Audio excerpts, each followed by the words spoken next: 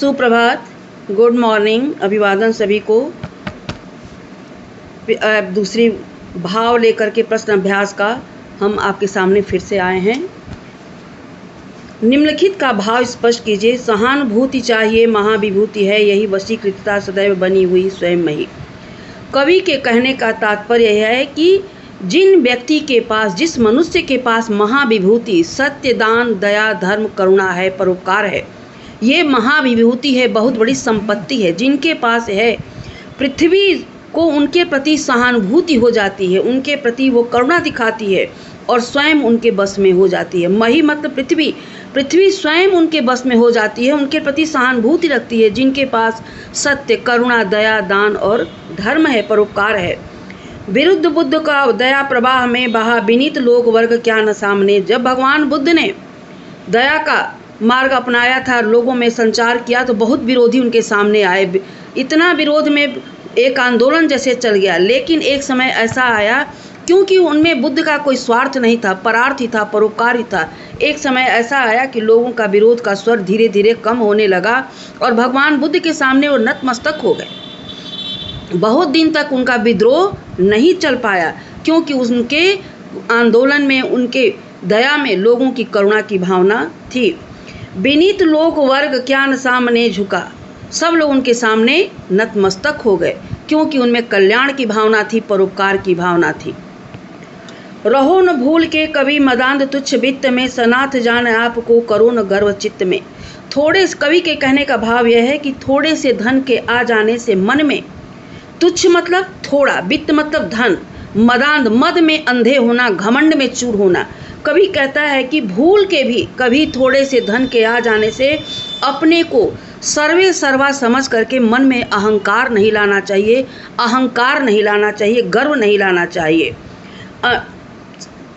अनाथ कौन है, यहाँ त्रिलोकनाथ हैं, दयालु दीन बंधु के बड़े विशाल हाथ हैं। कहते हैं कि यहाँ पे भगवान त्रिलोकीनाथ की कृपा दृष्टि सब पर है। यहाँ पे कोई अनाथ नहीं है, सबकी कृपा दृष्टि उन पर बरसती है। कौन कैसा कार्य कर रहा है उसके अनुसार ईश्वर भी फल देता है। दयालु दीन बंधु के बड़े विशाल हाथ है। कहते हैं कि उनकी भुजाएं बहुत लंबी हैं, बहुत बड़ी हैं, हाथ बहुत बड़े बड़े हैं, यानी उनकी दृष्टि बहुत व्यापक है। कौन क्या कर रहा है, किसको कितनी ज़रूरत है, उस हिसाब से भगवान भी उनकी मदद करते हैं। इसलिए कभी आपको ये समझाता है कि थोड़े से धन के आ जाने से मन में कभी भी अहंकार नहीं करना चाहिए। ये ना समझो कि अब हम सब कुछ हैं, हमें सत्ता का अधिकार मिल गया, सर्वे सर्वा हम शक्तिमान हो गए, ऐसा भाव मन में कभी लाना नहीं चाहिए। चलो अभिष्ट मार्ग में सहर्ष खेलते हुए, विपत्ति विघ्न जो पड़े उन्हें ढकेलते हुए। कवि यहाँ पे कहता है कि चलो अभिष्ट मार्ग पर।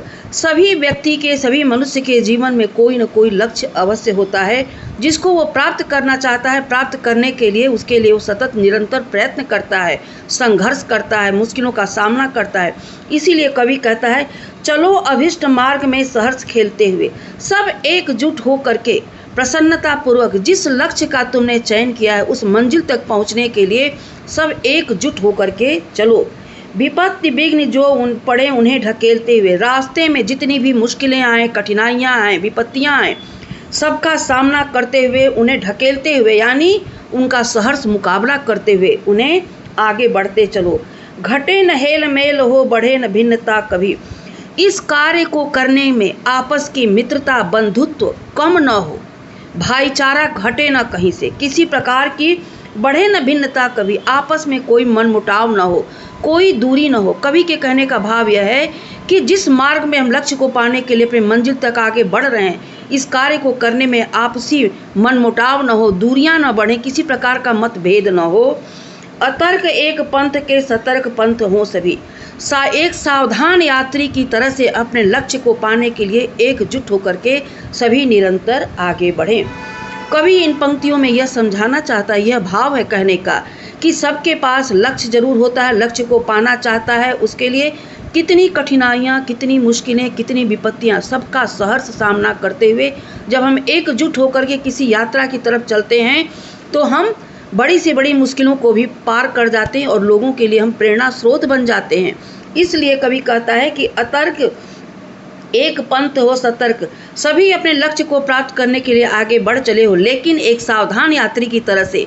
न कोई लड़ाई झगड़ा, न कोई मनमुटाव, निरंतर अपने पथ पर तुम अग्रसर रहो।